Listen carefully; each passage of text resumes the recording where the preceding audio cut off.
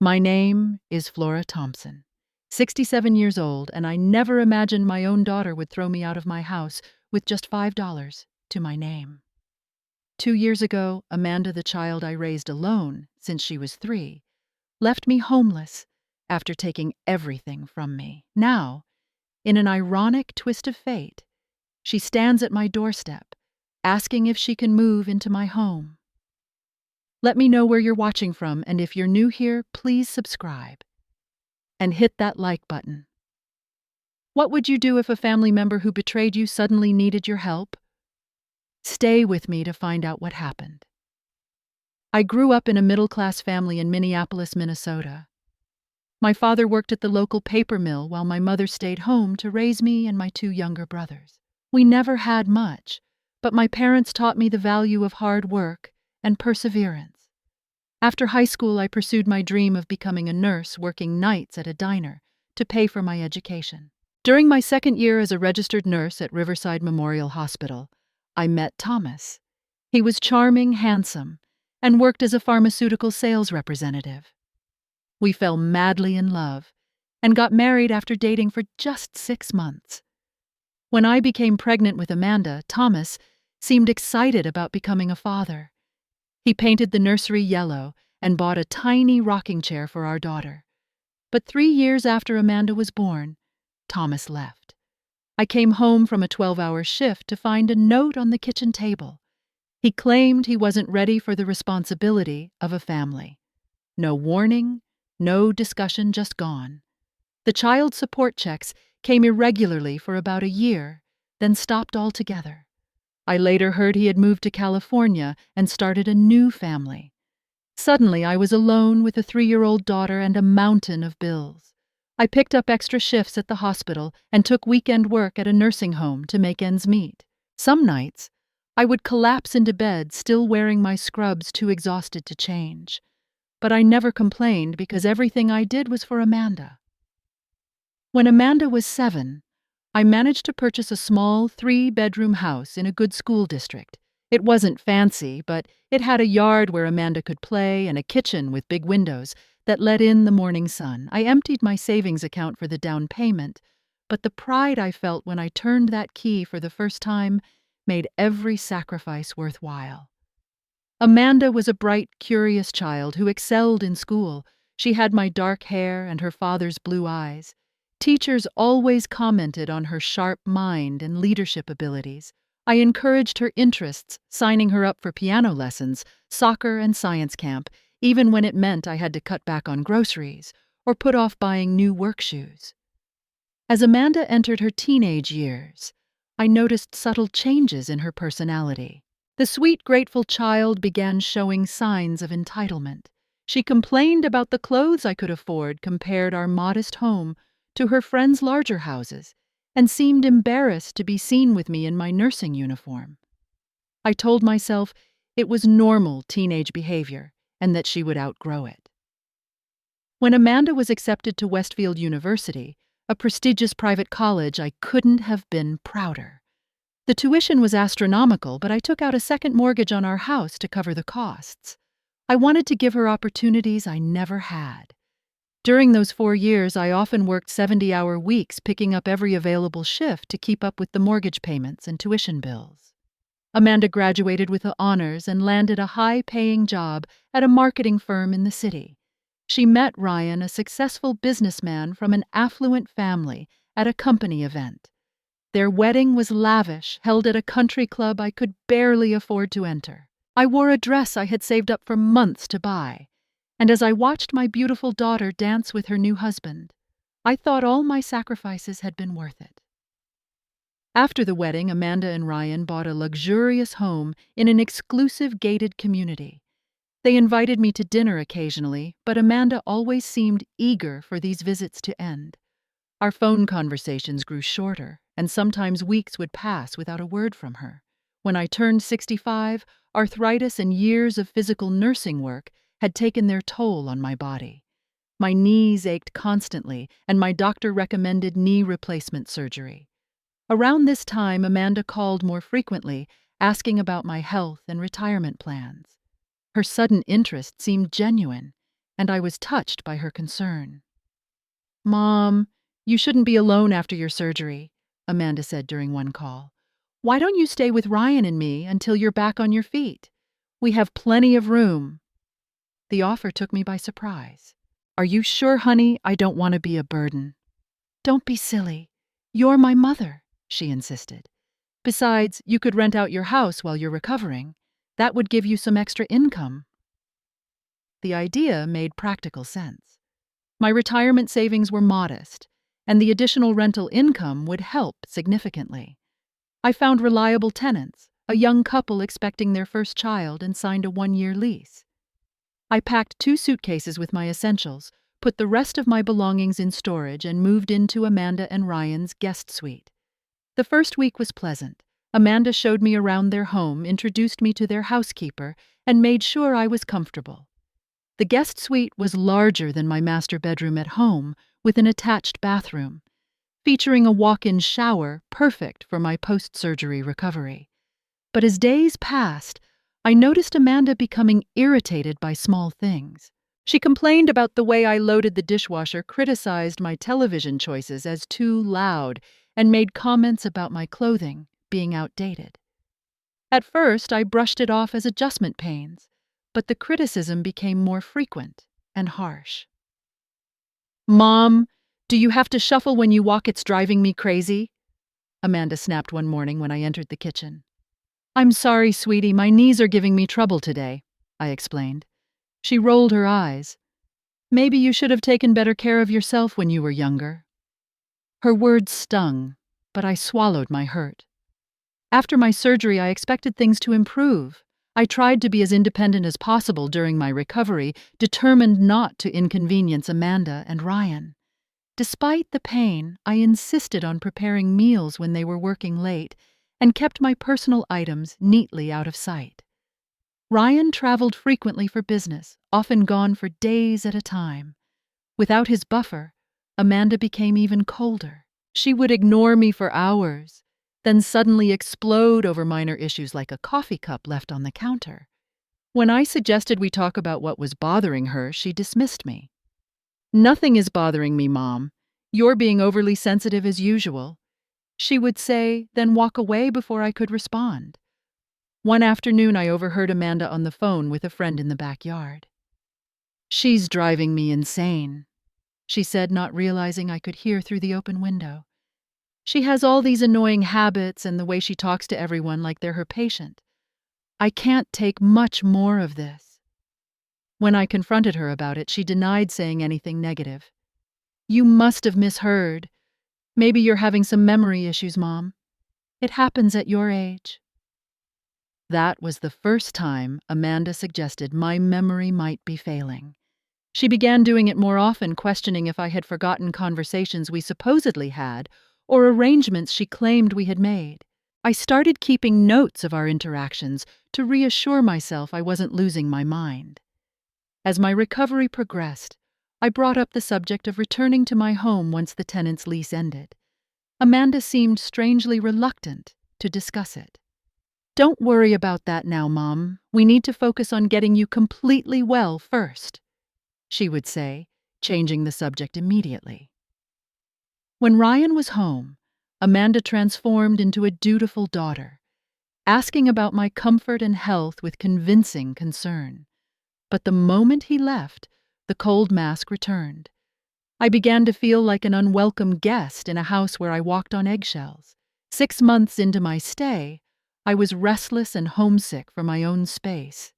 My knee had healed well, and though I still used a cane occasionally, I was more than capable of caring for myself. One afternoon, while Amanda and Ryan were both out, I decided to use Ryan's office computer to check my email as my laptop was malfunctioning. After checking my messages, I noticed a folder on the desktop labeled Mother's House. Curiosity and unease prompted me to open it. Inside were scans of legal documents, including my power of attorney and properties deed. There were also emails between Amanda and a real estate agent discussing the potential sale value of my home and renovation plans to increase its worth.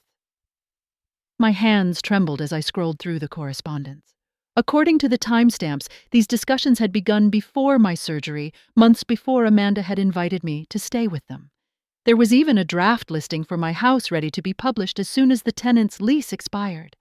I printed several pages as evidence, then closed everything and returned to my room, mind racing. That evening, when Amanda returned home alone, I confronted her with the documents. "What is this, I asked, placing the papers on the kitchen counter. "Why are you planning to sell my house without telling me?" Amanda froze momentarily. Then her expression hardened. "You weren't supposed to be snooping in our private files." "Answer the question, Amanda. This is my home you're planning to sell." She sighed dramatically as if I was being unreasonable. "Ryan and I are having some financial difficulties. His last investment didn't go as planned, and we need to recover our losses." "So you decided to sell my house, the home I worked my entire life to pay for." "Mom, be practical. You're not getting any younger. That house is too big for you to maintain. We thought it made sense to sell it and use the money to secure your future care." "My future care," I repeated, disbelief washing over me. "I don't need care. I'm perfectly capable of living independently." Amanda laughed, a cold sound that bore no resemblance to the joyful giggles of the little girl I had raised. "Mom, you have arthritis, high blood pressure, and you've been forgetting things. We need to be realistic about your needs." "I have not been forgetting things," I said firmly. "You've been gaslighting me, making me question my memory." Her eyes narrowed. "Now you're being paranoid. This is exactly what I'm talking about." "What about the power of attorney document? I never signed that." Amanda looked away briefly. "Actually, you did. Remember, during your pre-surgery appointments, there were several papers to sign." The realization hit me like a physical blow. I recalled signing a stack of documents Amanda had brought to the hospital, supposedly related to my medical care and insurance. I had trusted my daughter implicitly and signed without reading each page carefully. "You tricked me," I whispered. "I protected you," she countered. "And frankly, Mom, it's time you know the truth. Ryan and I can't afford to keep supporting you. We've been paying your medical bills, providing you with food and shelter." "I have Medicare and my own savings," I protested. Amanda smiled thinly. "Had. You had savings. Check your accounts if you don't believe me." Panic rising, I grabbed my phone and logged into my bank account. Where there should have been nearly $40,000, my life savings, the balance showed just over $200. My retirement account was similarly depleted. "What have you done?" I gasped. "What you never could, Mom. Made smart financial decisions. That money was just sitting there depreciating. Ryan invested it for you. Without my permission. That's theft." "Amanda." "No, it's financial management by your legally appointed power of attorney," she corrected coldly. "Besides, you owe us. Do you have any idea how much I sacrificed because of you? My entire childhood watching you work yourself to the bone, making me feel guilty for every piano lesson and soccer uniform. I never had the things my friends had because you insisted on buying a house instead of renting something affordable." Each word felt like a slap. "I worked those extra shifts so you could have opportunities, Amanda. So you could go to college and have a better life than I did." "A better life? You mean slaving away to give a child everything while getting nothing in return?" "No thanks. I've learned from your mistakes, Mom. I'm taking care of myself first." The front door opened and Ryan walked in, setting down his briefcase when he saw us facing off in the kitchen. "What's going on here?" Amanda quickly went to his side. "She found out about the house, Ryan. She's upset." Ryan looked at me with something between pity and annoyance. "Flora, please try to understand. This is for the best." "The best for whom?" I demanded. "You've stolen my savings and planned to sell my home. How is that what's best for me?" "You're being dramatic," Amanda cut in. "We haven't stolen anything. We simply realized you can no longer make sound decisions for yourself." "That's not true, and you know it," I said, voice breaking. Ryan checked his watch impatiently. "We have dinner reservations in an hour, Amanda. We should get ready." "You can't just dismiss this," I insisted. "I want my money back, and I will not allow you to sell my house." Amanda exchanged a look with Ryan, then turned to me with cold determination. "I've tried to be patient, Mom, but it's clear this arrangement isn't working. I think it's time you made other living arrangements." "What are you saying?" "I'm saying you need to leave," Amanda stated flatly. "Today." I stared at her in disbelief. "Where am I supposed to go? You have all my money. My house is rented for another 6 months." She shrugged. "That's not my problem. You have an hour to pack a bag." "Amanda, honey, please." I began reaching for her hand. She pulled away sharply. "Don't Amanda, honey me. You have 60 minutes. Then I'm calling a taxi." Ryan stood silently by watching this exchange without intervening. I looked at him, hoping to find some compassion, but his expression remained impassive. Finally, I stood up straight, summoning what dignity I had left. "I'll pack my things," I said quietly. In my room, I mechanically filled a single suitcase with clothing and toiletries.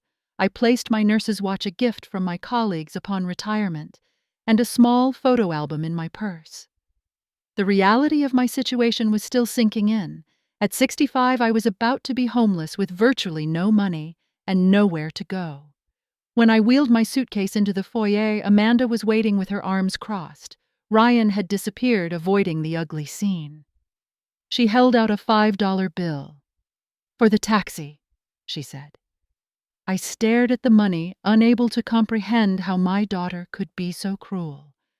"That's all you're giving me, $5? Consider yourself lucky," she replied coldly.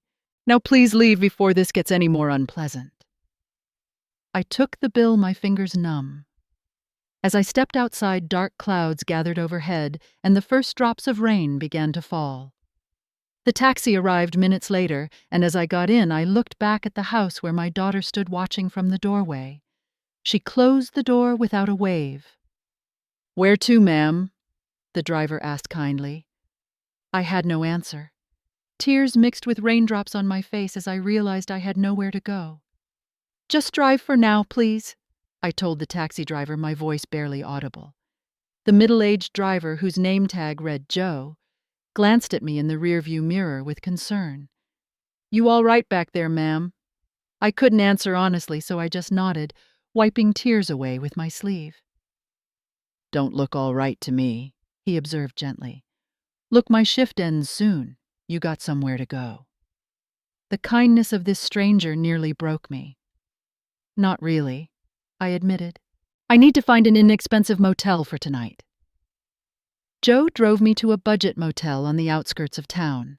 When we arrived, the fare was $12 more than the $5 Amanda had given me. I opened my wallet to add what I could. "Don't worry about it," Joe said, waving away my money. "Just take care of yourself." That first night in the stale-smelling motel room, I sat on the edge of the bed in shock. The rain pounded against the window as I tried to make sense of what had happened. How had my daughter, whom I had loved so fiercely, become someone who could throw her mother out with $5? In the morning, I called Diane, a nurse I had worked with for 20 years. We had fallen out of touch, but she answered immediately. "Flora, is everything okay?"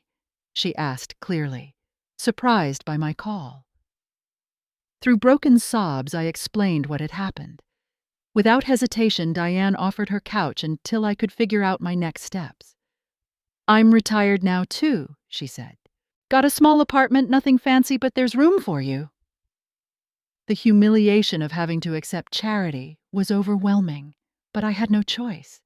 I had been reduced to depending on the goodwill of others after a lifetime of self-reliance. Diane helped me contact a legal aid service that offered free consultations for seniors. The attorney, a young woman named Sarah, reviewed my situation grimly. "Unfortunately, the power of attorney document appears legitimate," she explained after examining the copy I had printed. "And since Amanda used it to transfer your funds, rather than stealing them outright, It's technically legal, though ethically reprehensible. So there's nothing I can do? I asked, devastated. We can challenge it on grounds of coercion or fraud, but these cases are difficult to prove and can take years, Sarah said. In the meantime, let's focus on getting you immediate assistance. Sarah helped me apply for emergency social services and directed me to a senior employment program. Within a week, I had secured a part-time position as a caregiver for an elderly woman with dementia. The irony wasn't lost on me given Amanda's claims about my mental capacity. Working as a caregiver was physically demanding, especially with my arthritis, but the 30 hours a week provided enough income to contribute to Diane's household expenses and save a small amount. After 2 months on Diane's couch, I found a tiny room for rent in a shared apartment with 2 other women in their 60s, both also starting over for different reasons. Marjorie had left an abusive husband after 40 years, while Betty's adult son had gambled away her retirement fund before disappearing to Las Vegas. Our shared experiences created an immediate bond, and we supported each other through the difficult days. At the community senior center, where I went for free lunches and companionship, I met Harold, a retired attorney who volunteered legal advice to seniors. Harold was tall and distinguished with kind eyes behind wire-rimmed glasses and a gentle manner that put everyone at ease. When I told him my story, his indignation was palpable. "Elder financial abuse is far too common," he said, shaking his head. "But there might be something we can do." Harold spent hours reviewing my documents, making calls, and researching precedents. His determination gave me hope when I had none. Meanwhile, I took on additional work at a local diner serving breakfast on weekends to supplement my caregiving income. Every shift left my knees throbbing, but I pushed through the pain, focused on regaining my independence.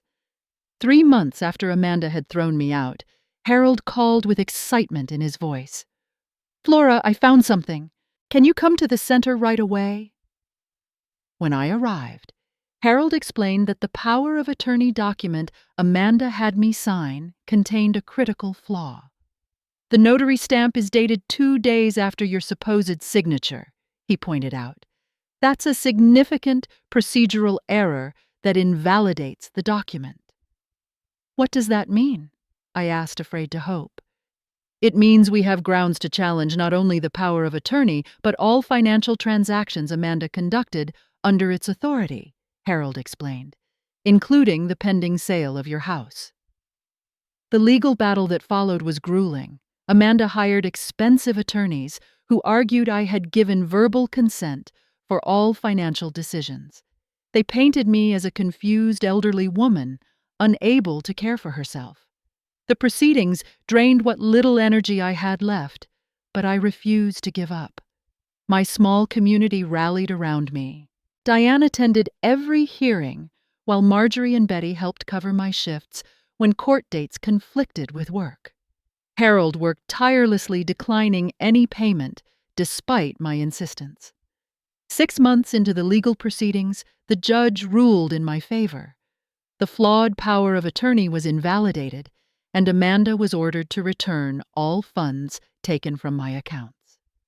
Most importantly, I regained full ownership of my house, which Amanda had been just weeks away from selling. The day the judge announced his decision, I broke down in tears of relief and vindication. Amanda and Ryan left the courthouse without looking at me, but I felt no desire to confront them further. The victory wasn't about revenge, but reclaiming my life and dignity. The day I returned to my house was surreal. The young couple who had been renting it were understanding when I explained the situation and agreed to relocate within 30 days. They had maintained the property beautifully, even planting flowers in the front garden. When I finally turned the key in my own front door, I stood in the entryway, overwhelmed with emotion. This modest home represented everything I had worked for, every sacrifice I had made. Running my fingers along the familiar walls, I felt like I was greeting an old friend. The financial settlement from the court case had not only restored my savings, but also eliminated the remaining mortgage on the house. For the first time in my adult life, I was completely debt-free. The weight that lifted from my shoulders was immense. With Harold's guidance, I secured a part-time position as a nurse educator at the community college, teaching practical skills to nursing students. The work was fulfilling and far less physically demanding than caregiving, allowing my body to finally heal from years of strain. My circle of friends expanded as I joined community groups and volunteered at the senior center. I discovered a hidden talent for painting when I took an art class, something I had always wanted to try but never had time for while raising Amanda. My watercolor landscapes began adorning the walls of my home, bringing color and joy to spaces that had once only witnessed exhaustion and sacrifice. The backyard, which had been mostly neglected during my working years, became my sanctuary. I created a garden with raised beds that were easier on my knees, growing vegetables and flowers that attracted butterflies and hummingbirds. Many mornings I would sit on the patio with coffee, watching the garden come alive with the sunrise. Harold became a regular visitor, often bringing books he thought I might enjoy, or articles related to elder advocacy. Our friendship deepened naturally, and when he first held my hand during a community concert in the park, it felt right. At 65 and 71 respectively, we approached our relationship with the wisdom of experience and the appreciation for companionship that comes with age. A local newspaper ran a story about my case, focusing on the issue of elder financial abuse. The reporter interviewed me in my garden, capturing photos of me painting and tending to my flowers. The article led to invitations to speak at senior groups where I shared my experience and warned others about protecting themselves from similar situations. Your story has inspired me to check all the documents my son has been asking me to sign. One woman told me after a presentation, "I never thought to question him before."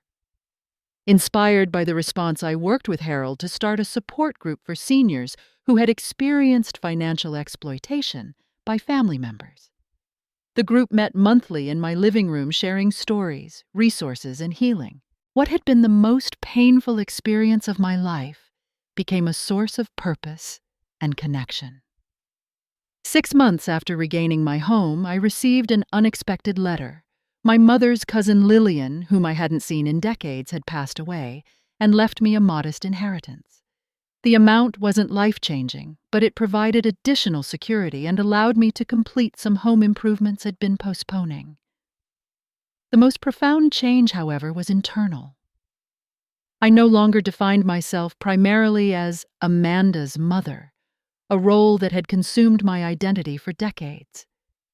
Instead, I discovered who Flora Thompson was as an individual with her own interests, talents, and wisdom to share. The woman who emerged from adversity was stronger, more compassionate, and more complete than the woman who had lived only for her child. The hardest and most necessary part of my healing journey was forgiveness, not for Amanda's sake, but for my own. I had to release the bitterness that threatened to consume me, to acknowledge that holding on to anger would only poison my reclaimed life.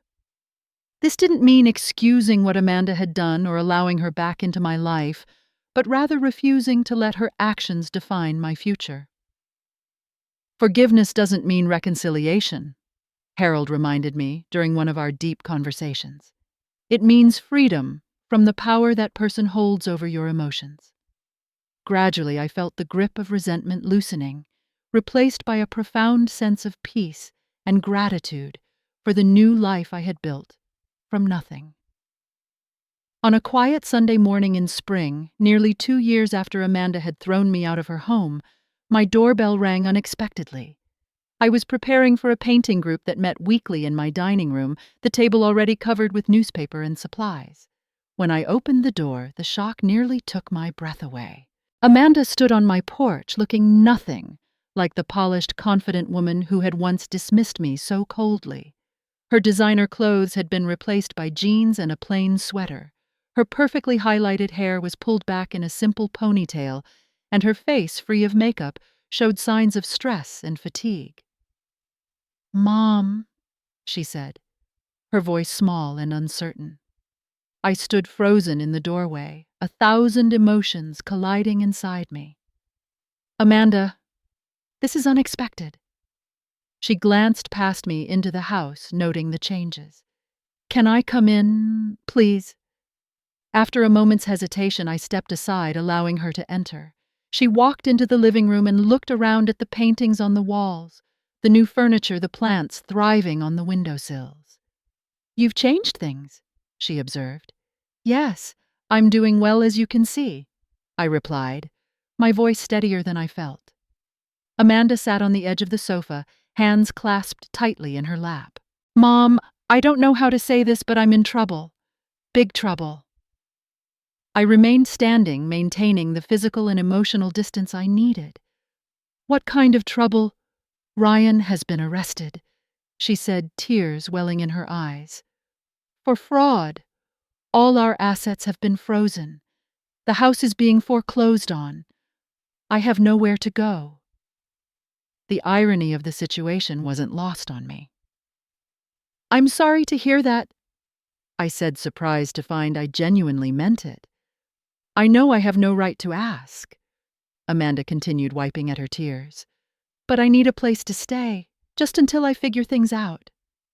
I studied my daughter, trying to reconcile this vulnerable woman with the person who had callously handed me $5 and closed the door on my life.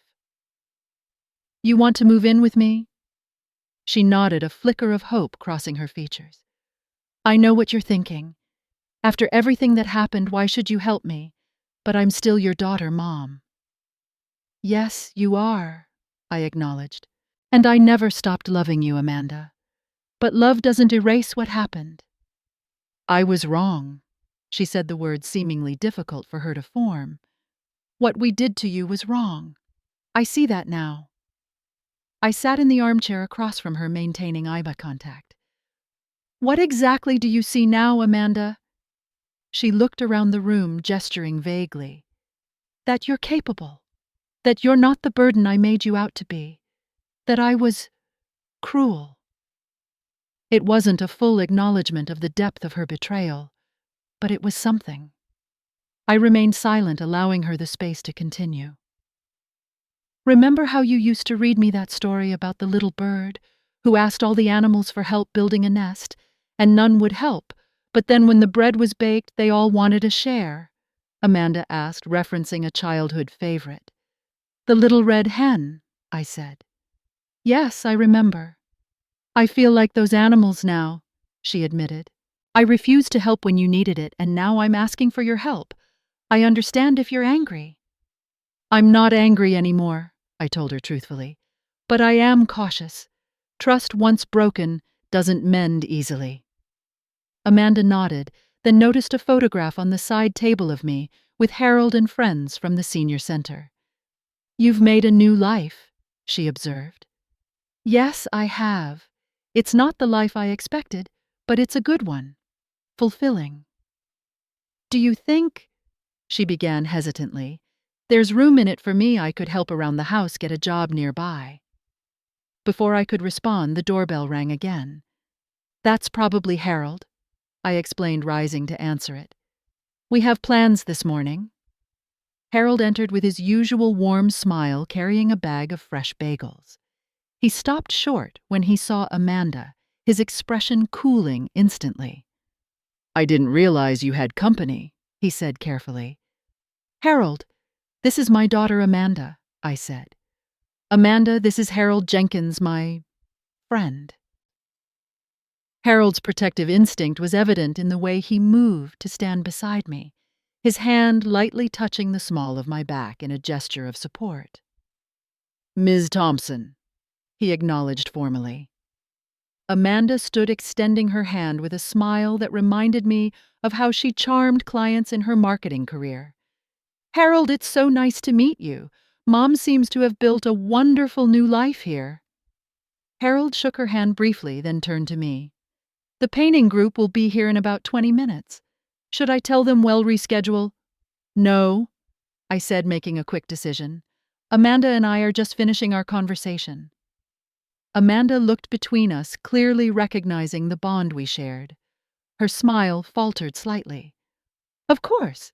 I don't want to interrupt your plans. She turned back to me, vulnerability replacing the charm.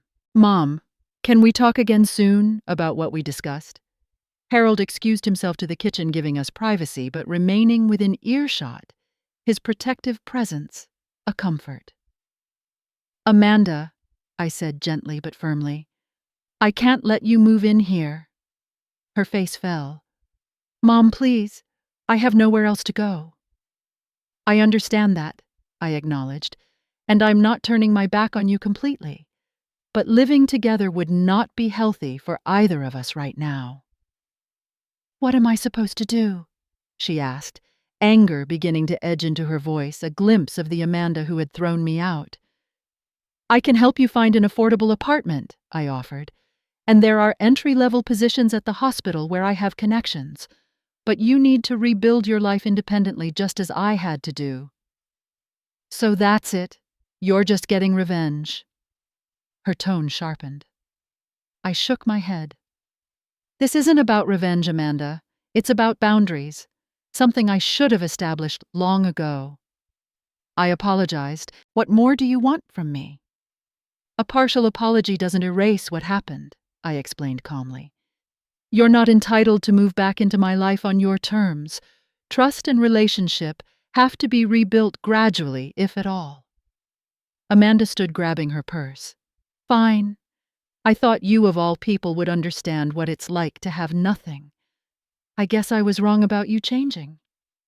As she moved toward the door, I called after her. Amanda, my offer stands. I can help you find housing and work, but I will not sacrifice my well-being for someone who hasn't demonstrated real change. She paused at the door, shoulders tight with tension. For a moment, I thought she might turn back, might choose the harder path of genuine reconciliation. Instead, she yanked the door open. I'll figure it out myself, I always do. The door closed behind her with finality, and I remained standing in my living room, a complex mixture of emotions washing over me. Harold emerged from the kitchen, concern etched on his face. Are you all right? He asked gently. I nodded, surprised to find it was true. Yes, I am. He took my hand in his. That couldn't have been easy. It wasn't, I admitted. But for the first time in my life, I put my own well-being first. That's progress, isn't it? Harold smiled warmly. That's wisdom, Flora. Hard-earned wisdom. A week after Amanda's dramatic visit and departure, I was in my garden when my phone rang. The number was unfamiliar, but something told me to answer. Hello? Mom? Amanda's voice sounded different, subdued and genuine in a way I hadn't heard in years. I've been thinking about what you said. I sat on my garden bench watching a butterfly land on a purple coneflower. Yes, you were right. She admitted the words, clearly difficult for her. I'm not entitled to your help, especially after what I did, but I'd like to accept your offer if it's still open. I took a deep breath, cautiously hopeful but wary. Which offer is that, Amanda? Help finding an apartment and a job, she clarified. I've been staying in a motel, but my money is almost gone. I'm ready to start over on my own, but with your guidance, if you're willing to give it. Over the following weeks, I helped Amanda secure a modest one-bedroom apartment near the hospital and connected her with the HR department where she was hired as an administrative assistant. The salary was a fraction of what she had earned in marketing, and the apartment was nothing like the luxury home she had shared with Ryan, but it was a start. Our relationship began to rebuild on new foundations, brick by careful brick. We met for coffee once a week, conversations initially awkward, but gradually becoming more genuine. I maintained clear boundaries, keeping our interactions limited to public places and specific times. Harold often reminded me to trust my instincts and not allow guilt to override my need for emotional safety. 3 months after she started her new job, Amanda invited me to her apartment for dinner, the first time She had cooked for me since she was a teenager, learning to make spaghetti. The apartment was small, but neatly kept with secondhand furniture and simple decor. She had displayed an old family photo of the two of us at her high school graduation, a subtle acknowledgement of better times we had shared. As we ate the simple meal she had prepared, Amanda broached the subject that had remained largely unaddressed. "I've been seeing a therapist," she told me, "trying to understand why I did what I did to you." I set down my fork, giving her my full attention. "That sounds like a positive step." "She's helping me see patterns," Amanda continued. "How I blamed you for Dad's leaving. How I resented the sacrifices you made because they made me feel guilty. How I convinced myself you owed me something for the childhood I thought I should have had." It was the most honest she had been about her motivations, and I felt a small knot inside me begin to loosen. "We all have patterns we need to recognize," I acknowledged. "I've been wondering," she said hesitantly, "if you could ever truly forgive me." I considered the question carefully. "I've already forgiven you in the sense that I don't carry anger or resentment anymore. That was necessary for my own healing. But if you're asking whether we can ever have the kind of trusting relationship we once had, I don't know. That depends on both of us and the choices we make going forward." Amanda nodded, accepting my honest answer without defensiveness. "I'd like to try," she said simply. As our cautious reconnection progressed, I continued to nurture the full life I had built in her absence. My painting improved, and I sold several pieces at a local art fair. Harold and I grew closer, our relationship deepening into a partnership that brought joy and companionship to both our lives. My support group for elder financial abuse survivors expanded, eventually moving from my living room to the community center. One sunny afternoon, Harold and I were setting up easels in my garden for a small painting gathering when he asked the question that had been hovering between us for months. "Flora, would you consider marrying me?" He asked, his voice steady, but his hands betraying nervousness as they fidgeted with a paint tube. "At our age, it seems silly to wait when we know what we want." Joy bloomed inside me, unexpected and beautiful. "Yes," I answered simply. "I would love that." When I told Amanda about our engagement, I watched her face carefully, uncertain how she would respond to this evidence that my life had moved irrevocably forward. "I'm happy for you, Mom," she said after a moment, and I was surprised to see her smile appeared genuine. "Harold's a good man. I can see how he looks at you." "Thank you," I replied, touched by her acceptance. "That means a lot."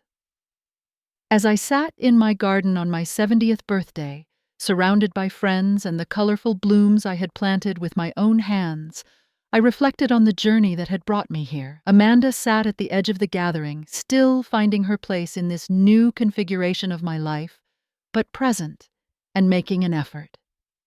Harold brought out a cake decorated with painted flowers, a nod to my newfound passion.